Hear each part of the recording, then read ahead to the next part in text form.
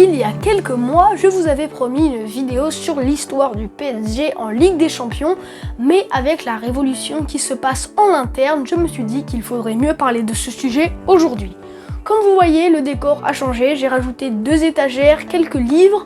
Je comptais vous faire une vidéo là-dessus, mais vu que y a très peu de choses à dire, je me suis dit que j'allais juste vous le présenter rapidement maintenant. Je compte aussi rajouter ici un cadre display, mais voilà, foot bien sûr. Vous verrez l'évolution du décor au fil des semaines, mais vous n'aurez pas de vidéo là-dessus. Je pense qu'on peut y aller, n'hésitez pas à liker et à vous abonner. Bien sûr, likez si la vidéo vous plaît. Ne likez pas maintenant, c'est très bête. Mais bon, voilà, on peut y aller, n'hésitez pas à liker et à vous abonner. C'est parti, générique.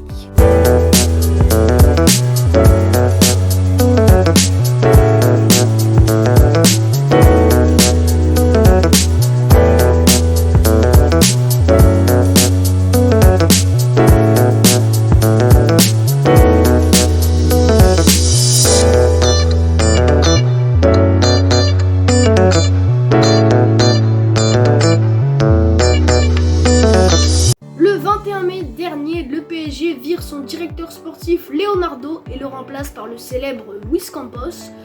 Pour moi, les médias et les supporters, cette décision est la bonne car les derniers mercato de ce premier n'étaient pas les bons, avec encore une fois une accumulation de stars et une équipe basée sur les qualités individuelles. Allons-nous ouvrir une parenthèse sur le mercato parisien? Eh bien oui. Pour moi, c'est très simple, Paris ne crée pas une équipe mais achète les meilleures stars. Pas les meilleurs joueurs du monde, ils se jettent sur chaque opportunité de caprice de stars.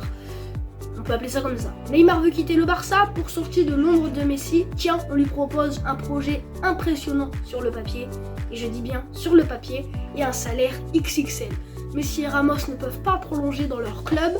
On les signe car on est l'un des seuls à pouvoir les payer bien que leur performance soit en baisse. On peut aussi parler d'Icardi qui coûte le PIB du Yémen pour ne pas mettre un pied devant l'autre et essayer toute l'année de reconquérir sa femme Wanda. Je pense qu'on va fermer la parenthèse là-dessus parce que c'est un sujet où on pourrait y parler pendant des heures et surtout qu'il y a tellement d'autres choses à dire sur d'autres sujets que je pense qu'il vaut mieux continuer, à part si vous voulez une vidéo qui dure 3 heures. Mais je le répète, une équipe remplie de stars fait douter les internautes, les journalistes et moi au passage. La précédente expérience date de 2002-2003 et les Galactics du Real. Cette équipe n'avait jamais vraiment rien gagné de prestigieux comme compétition et encore moins avait validé les objectifs misés sur eux.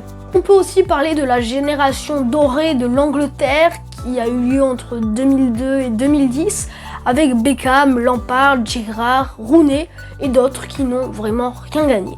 Pour continuer, Christophe Galtier qui doit signer cette semaine et donc remplacer Mauricio Pochettino. Alors, virer Pochettino, bonne idée. Mais dans quel monde le PSG va chercher Christophe Galtier qui a pour première fail l'Europe?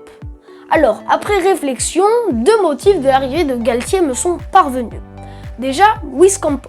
Il a donc remplacé Leonardo et le duo a tellement bien fonctionné à Lille que je comprends que Paris essaye de reconstruire cette paire. Deuxièmement, Paris a tellement essayé avec des entraîneurs au jeu séduisant sans résultat que privilégier un coach obsédé par la victoire, quitte à gâcher le beau jeu, n'est peut-être pas une mauvaise solution.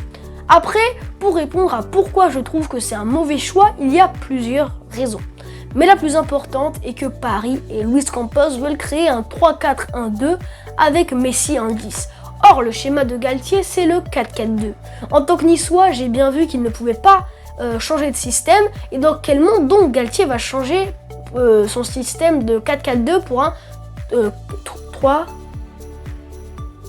3-4-1-2. Oui, 3-4-1-2. Pour un 3-4-1-2, j'ai hâte de voir ça. Ensuite, pour les infos transferts, on va pas en parler tout de suite, maintenant même, parce qu'en fait, comme vous voyez, tous les mercredis, vous avez un récap des infos transferts et Paris il est souvent très présent. Donc vous aurez en fait à chaque fois les infos. Au moment où je tourne, il y a Vitinha qui vient de signer à Paris. Donc voilà, je pense qu'on peut se quitter là-dessus. J'espère que cette vidéo vous a plu.